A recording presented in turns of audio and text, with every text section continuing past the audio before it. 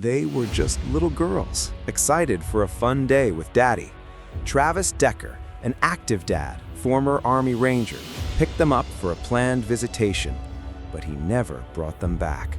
3 days later, their tiny bodies found suffocated, zip-tied, plastic bags over their heads at a remote campground. A nationwide manhunt began. Months of searching, whispers he vanished into the mountains, until his own remains were found less than a mile away. What drove this father to commit the unthinkable? This is the Travis Decker nightmare. This should have never happened. A father accused of killing his 3 young daughters. Remains believed to be Travis Decker have been located in a remote wooded area of Washington state. Imagine the perfect family picture. 3 little sisters smiling brightly in the sunlight. Peyton, at 9 years old, already showing signs of being the responsible big sister, always looking out for her younger ones. Evelyn, 8 years old, full of energy and giggles, the kind of child who could light up any room with her playful spirit. And little Olivia, just 5 years old, the baby of the family, with those big, innocent eyes and a smile that melted hearts everywhere she went. These girls were not just siblings, they were best friends, inseparable, always holding hands, sharing secrets, dreaming about adventures together. Their world felt safe, warm, filled with the kind of love only young children can give so freely. And at the center of that world stood their father, Travis Caleb Decker, a 32-year-old man who on the surface seemed like the ideal dad, strong, outdoorsy, someone who knew how to build fires, pitch tents, teach his girls how to fish or hike through the woods. He had served as a United States Army Ranger, one of the most elite special operations units, trained in extreme survival skills, endurance, combat tactics, the kind of background that made people respect him, trust him with their lives. People who knew him in Wenatchee, Washington, described him as an active father, someone who loved the mountains, the fresh air, the freedom of nature. He posted pictures online of family camping trips, smiling with his daughters, looking every bit the proud, protective dad. But behind that image, cracks were forming, cracks that no one outside the family could see at first. Travis had been married to Whitney, the girl's mother, but that marriage had ended. Custody arrangements were in place. Whitney had primary custody. Travis had scheduled visitation rights, weekends here and there, holidays, the usual setup when parents separate but still want both to be part of the children's lives. The girls adored their dad. They counted down the days until his visits, packed their little backpacks with snacks and toys, excited for whatever adventure he promised. On May 29th, everything appeared completely normal, routine, nothing out of the ordinary. Travis arrived in Wenatchee as planned. He picked up the girls at 5 in the evening on May 30th, told everyone it was going to be a fun camping trip, just Dad and his 3 princesses spending quality time together in the beautiful Cascade Mountains. Whitney waved goodbye, kissed each girl on the forehead, told them to behave and have fun. She expected them back in a couple of days. No reason to worry. This had happened before. Visitation weekends were standard. But as the hours ticked by that evening, something felt off. No text from Travis saying they arrived safely. No cute photo of the girls by the campfire. Nothing. Whitney checked her phone again and again. Maybe he was out of signal. Maybe the campsite was remote. She tried to stay calm. Night fell. Still no word. Morning came. Still silence. Panic started to rise in her chest. This wasn't like him. Even if signal was bad, he always found a way to check in, especially with the girls. By late that night, Whitney could no longer wait. She called the police, reported her daughters missing, described Travis's truck, the last time she saw them, the planned camping location. Within hours, an Amber Alert was issued across Washington state. Photos of the 3 smiling girls flashed on every news channel, every highway sign, every phone notification. Peyton, Evelyn, Olivia, missing, last seen with their father. Please help find them. Police immediately began searching, starting with known camping spots Travis had mentioned in the past. Friends were interviewed, family members questioned, anyone who might know where he liked to go. The white pickup truck was the key. Everyone was looking for that vehicle, hoping it would lead them straight to the girls, hoping this was just a misunderstanding, a broken phone, a flat tire, anything but the worst. But deep down, the fear was growing. Because when a parent takes children and vanishes without a trace, the statistics are terrifying. Time is everything. Every hour counts. And in cases like this, the outcome is often heartbreaking. Officers combed the roads leading out of Wenatchee, checked rest stops, gas stations, anywhere Travis might have stopped. They reached out to his military contacts, people who knew his survival training, wondering if he had gone off-grid intentionally. The community rallied, volunteers joined search parties, social media exploded with shares, prayers, pleas for information. Everyone wanted to believe the girls were safe, playing in the woods, unaware of the panic back home. But as the first full day passed with no sightings, no calls, no evidence they were alive, the hope began to fade, replaced by a chilling dread that something unspeakable had happened, something no parent should ever have to face. The question hung heavy in the air. Where were Peyton, Evelyn, and Olivia, and what had their own father done to them? The silence from Travis stretched into something unbearable. Every minute without news felt like a lifetime. Whitney sat by her phone. Refreshing messages, calling Travis's number over and over. Straight to voicemail each time. Her heart pounding harder with every unanswered ring. The Amber Alert had gone out wide. Those precious faces of Peyton, Evelyn, and Olivia plastered across screens in gas stations, on billboards along highways, popping up on people's phones as urgent notifications. 3 beautiful girls missing, believed to be in danger. Last seen with their father, Travis Caleb Decker, white pickup truck. Washington plates. If you see them, call immediately. The entire state seemed to hold its breath. Strangers sharing the alert. Neighbors knocking on doors, asking if anyone had seen anything. Local news crews setting up outside Whitney's home. Microphones ready, cameras rolling, hoping for any update that would bring the girls home safe. Police wasted no time. They traced Travis's phone last ping. It had gone dark near the outskirts of Wenatchee, heading toward the mountains, toward the Icicle Creek area, a rugged, beautiful part of the Cascades known for its dense forests. Steep trails, Russian rivers, the kind of place where people go to escape or to hide. Officers familiar with Travis's background as an Army Ranger knew this was no ordinary missing persons case. He wasn't some city guy who would get lost easily.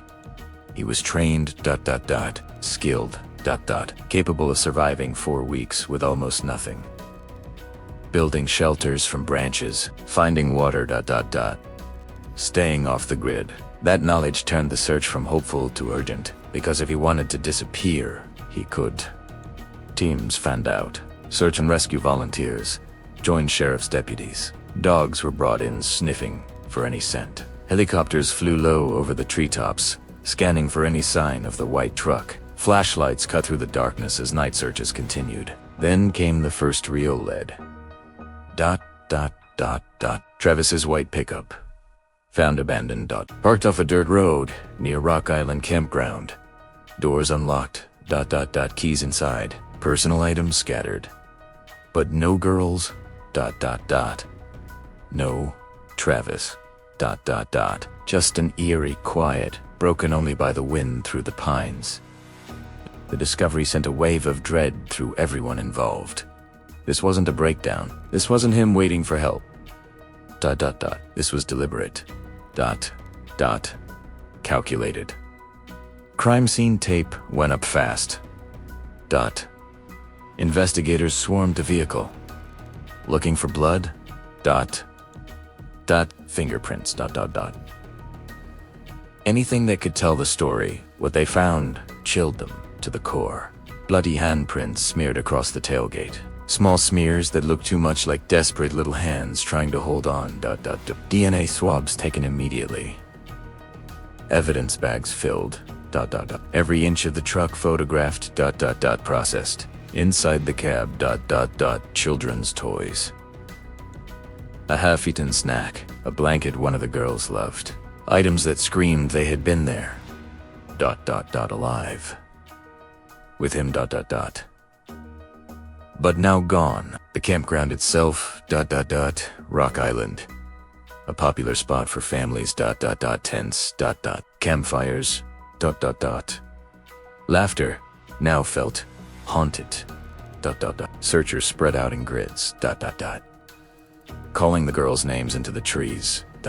Hoping against hope for a tiny voice to answer back. Hours turned into the afternoon of June 2nd, ...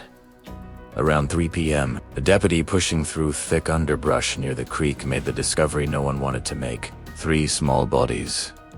Hatin, Ebelina, Olivia, lying close together.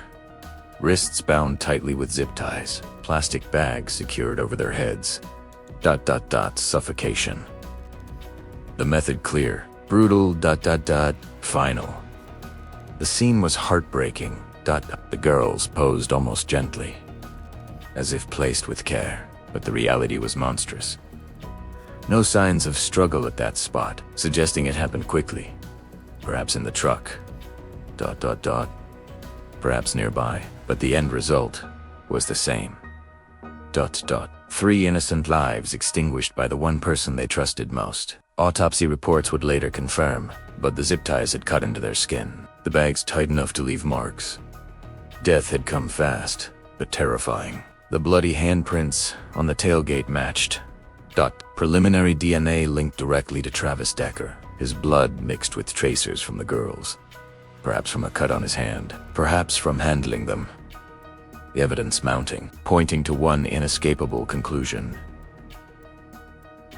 Their father had done this. The news hit like a bomb.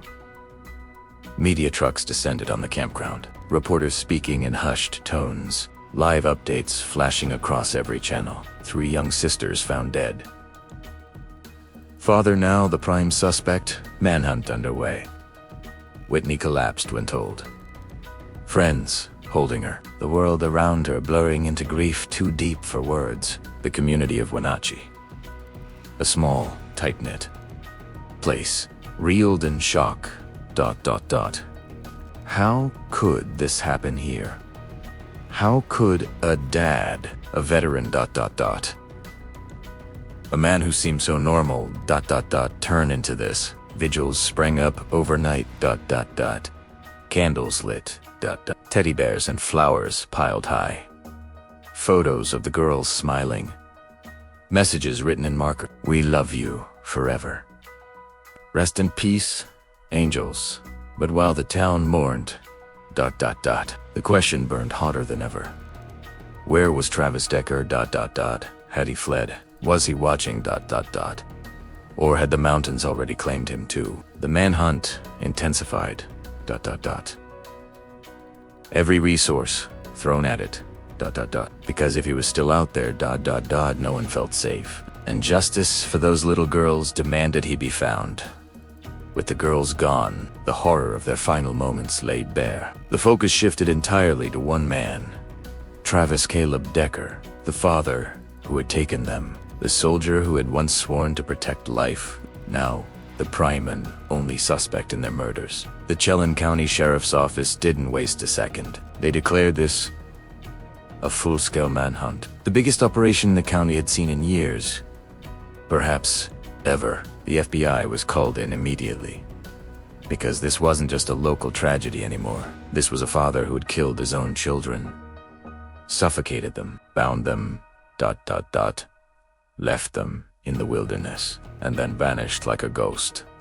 Travis's military training made him dangerous. Rangers are taught to evade capture, to live off the land, to move silently through terrain most people would get lost in after 10 minutes. He knew the Cascades intimately, ... had hiked these trails, ... camped these spots, perhaps even trained in similar environments. During his service, every law enforcement agency in the region went on high alert, ... State troopers, Forest Service rangers, ... Border Patrol got descriptions and photos. because if he wanted to cross into Canada or head south, he had the skills to do it undetected. The initial press conference was grim. Sheriff Mike Morrison, standing in front of cameras, voice steady but heavy, ... confirming the girls had been found deceased, confirming Travis Decker was wanted for investigation into their deaths, describing him as armed and extremely dangerous, urging the public not to approach if sighted ... Call 911 immediately. Photos of Travis circulated everywhere ... His clean-shaven face from old family pictures, his army uniform shots, the contrast stark. A man who looked like any proud dad, now labeled a killer. The reward was announced quickly. $20,000 for information leading to his arrest. Dead or alive, didn't matter. People started calling in tips ... Hundreds of them ... A man matching his description buying supplies at a gas station in Idaho. A camper seen deep in the woods near a shadowy figure on a trail cam in Okanogan County. Every lead chased down. Every false sighting. Frustrating but necessary ... because time was slipping away, and with each passing day the chances of finding him alive decreased. But so did the hope of answers. July rolled in ... The search expanded. Drones flew grid patterns over thousands of acres. Thermal imaging scanned for body heat. At night ... Ground teams pushed through blackberry thickets and steep ravines. Boots soaked ... Faces scratched ... Determination unbroken. The community in Wenatchee refused to let the girls be forgotten. Candlelight vigils every weekend, hundreds gathering in the park, holding signs with the girls' smiling faces, chanting their names: Peyton, Ebeline, Olivia, we will never forget you. Whitney spoke publicly for the first time, tears streaming ... Voice breaking. She described her daughters as having the warmest open hearts. Always kind ... Always loving. She said the pain was indescribable, that no mother should ever have to bury her babies, especially not like this. She asked for privacy ... For prayers ... but mostly for justice. For someone to find Travis, to make him answer for what he did. Social media became a storm. Hashtags trending. Hashtag find Travis Decker. Hashtag justice for people sharing theories. Some saying he had snapped from undiagnosed PTSD. Others claiming custody battles pushed him over the edge. A few even defending him, saying there must be more to the story. But the evidence spoke louder. The zip ties ... The plastic bags ... The bloody prints. Nothing could justify it. False leads kept coming. One tip sent teams scrambling to a remote cabin where a man was squatting ... Turned out to be a homeless hiker. Another reported sighting in Spokane led to a high-speed chase. Wrong vehicle ... Wrong man. August brought heat waves, making searches even harder. Dehydration risks for officers. But they pushed on, because giving up wasn't an option. Psychologists were consulted, profilers brought in, trying to predict his movements. Would he stay close to the crime scene out of guilt, or flee far away? Would he try to blend into society, or go full survivalist? The FBI released more details ... Confirming DNA from the plastic bags was Travis's. Epithelial cells ... Skin cells. Perhaps from him tying the bags. Perhaps from sweat, but definitively his blood on the tailgate. Likely from a wound he sustained while handling the girls, or in panic afterward. The truck had been processed completely ... Fibers ... Here's everything cataloged. Painting a picture of horror inside that cab ... The last place the girls were alive ... With their dad, trusting him ... Until he betrayed them in the worst way imaginable. As summer faded into early fall, hope dwindled. Many feared he had already taken his own life, or succumbed to the elements ... Exposure ... Starvation ... Injury. The mountains don't forgive mistakes, even for a trained ranger. But the search never stopped. because the family deserved closure. The girls deserved justice. And society needed to know a monster wasn't still walking free. Every day without him, found felt like a failure. But every day, the teams went out again, determined, relentless. Refusing to let those little girls' deaths go unanswered. The manhunt had become more than a search. It had become a promise that no matter how long it took, Travis Decker would be found, one way or another. September rolled in with cooler winds sweeping through the Cascades, the leaves starting to turn, the search for Travis Decker entering its 4th month, a grueling, relentless effort that had already cost millions in resources, manpower, helicopters, ground teams, all driven by one goal: to bring closure to a family shattered beyond repair, to answer the why behind the unthinkable, to ensure that whatever happened to those 3 little girls did not go without finality. The Grindstone Mountain area had been searched multiple times before, steep, rocky, covered in thick evergreen, a place where trails disappeared into scree fields and sheer drops. Not a spot most casual hikers would choose, but exactly the kind of terrain a trained ranger might select to disappear into. On a routine patrol, one of the last remaining dedicated search teams pushed higher than before, following a faint game trail that branched off the main paths, the kind of route only someone with survival knowledge would take to avoid detection. Around midday, one of the deputies spotted something unnatural amid the rocks, a flash of fabric, perhaps a piece of clothing caught on a branch, or something more. They approached carefully, hearts pounding, because after so many false hopes, this could be nothing, or it could be everything. What they found was grim confirmation: scattered human remains, bones partially exposed by animals and weather, fragments of clothing that matched the description of what Travis had been wearing the day he vanished: a jacket, pants, boots, items Whitney had identified from photos. No full body. The elements and wildlife had done their work, but enough to make identification possible. The team secured the scene immediately, called in forensics. Helicopters hovered overhead for extraction because the slope was too treacherous for ground transport.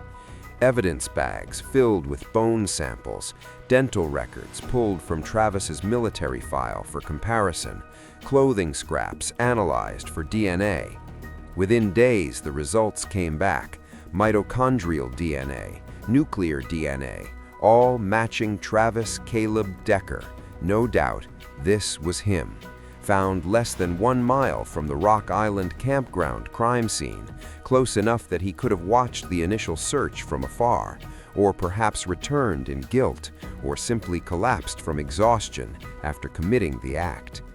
The medical examiner's office worked quickly. Cause of death undetermined at first. No obvious gunshot wound, no knife marks, but the location suggested exposure, hypothermia, dehydration, or perhaps suicide by other means, an overdose of pills he might have carried, or simply lying down and letting the mountains take him. No suicide note was recovered, no final message, nothing to explain the motive that had haunted everyone for months. Investigators pieced together a possible timeline. After killing the girls, he fled on foot into the wilderness, perhaps intending to disappear completely, using his ranger skills to evade capture. But the weight of what he had done, the isolation, the guilt, or simply bad luck caught up with him. Some speculated PTSD from his military service, the high-stress deployments, the things he had seen overseas, could have triggered a breakdown. But experts cautioned that while trauma can explain behavior, it never excuses child murder, never justifies binding and suffocating your own daughters. Others pointed to the custody situation, tensions with Whitney, financial stress, whatever demons he carried inside. But the community rejected excuses. There were none that could justify this level of evil. The discovery brought mixed emotions: relief that he was no longer a threat, that no other family would face him, Anger that he had escaped justice in a courtroom. Sorrow that the girl's killer died without facing the full consequences of his actions. Whitney released a short statement through her attorney, thanking law enforcement for never giving up, for finding him, for giving her some measure of peace, though she admitted the pain would never fully leave, that burying her babies had changed her forever, that she would spend the rest of her life honoring their memory, keeping their light alive in stories, in photos, in the love she still felt for them every single day. The media coverage surged again, headlines reading "Father of Slain Sisters Found Dead in the Mountains. Manhunt Ends Tragically. Closure for Wenatchee Family After 4 Months." The reward money went unclaimed. No civilian tip had led directly to the remains. It had been sheer persistence from the search teams. Vigils continued, now with a sense of finality. Candles burned brighter, teddy bears piled higher. People wrote messages on poster boards. "We got him. Rest easy, girls. Your dad can't hurt anyone anymore." The Wenatchee Valley began the slow process of healing. Schools held assemblies remembering the girls, counselors available for classmates who had known them. The community fund set up for victims' families received more donations, people wanting to help in any way they could. But questions lingered. Why did he do it? What snapped in that moment? Was there a final look in the girl's eyes, a plea, a "Why, Daddy?" that no one would ever know? The case closed as a murder-suicide, or murder followed by death by misadventure, but the emotional wounds remained open, raw, a reminder that monsters can hide behind the most ordinary faces, that even those trained to protect can destroy, that the wilderness, beautiful and vast, can swallow secrets but never erase the pain they leave behind. Travis Decker's remains were released to family, a quiet burial far from the spotlight. No fanfare, no honors, just the end of a man who had once been a father, a soldier, and then something far darker.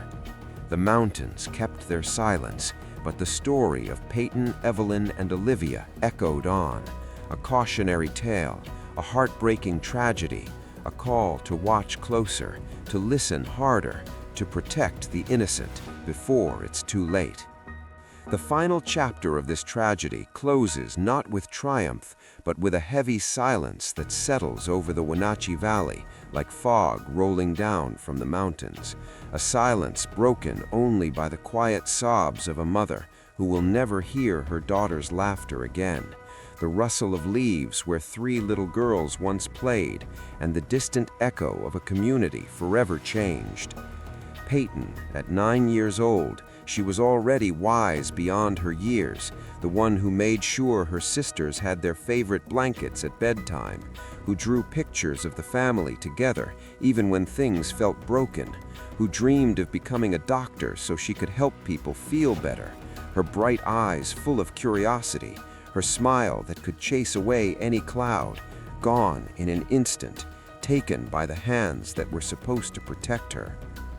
Evelyn, 8 years old and bursting with life, the middle child who bridged the gap between big sister and baby, always the peacemaker, the one who hugged hardest, who collected rocks on hikes because they were pretty, who sang made-up songs in the car, her giggles now just a memory fading into the wind, silenced forever by the one person she called Daddy. And Olivia, sweet little Olivia, only 5, the baby who still held hands crossing the street, who loved princess stories and stuffed animals, who believed her father hung the moon, who probably looked up at him in that final moment with complete trust, wondering why, her tiny voice forever stilled, her small body left cold in the wilderness she once explored with joy. These were not just statistics, not just names on a news ticker. They were real children, with favorite colors, bedtime routines, inside jokes, futures ripped away before they could even begin. Their mother, Whitney, carries the weight every day, waking up to an empty house, rooms still filled with their toys, clothes that still smell faintly of them, photos on every wall capturing moments that now feel like another lifetime, moments of birthday cakes, park swings, family dinners, all shattered in one horrific act. She has spoken little publicly since the discovery, choosing privacy over the spotlight, but when she does speak, her words cut deep. She says her girls had the purest hearts, that they loved without conditions, that they forgave easily, that they brought light into every room they entered, and now that light is gone, leaving only shadows. The community has wrapped around her like a blanket. Fundraisers continue for counseling, memorials, scholarships in the girls' names. People who never met them donate because they feel the loss as if it were their own. Because in a small town like Wenatchee, everyone feels connected. Everyone knows someone who knew the girls, or at least knows the pain of imagining it. This case forces hard questions, questions that linger long after the headlines fade. How do we protect children when the greatest danger comes from inside the home, when the person who should be the safest is the one who becomes the monster? How do we spot the signs in custody battles, in quiet struggles with mental health, in veterans carrying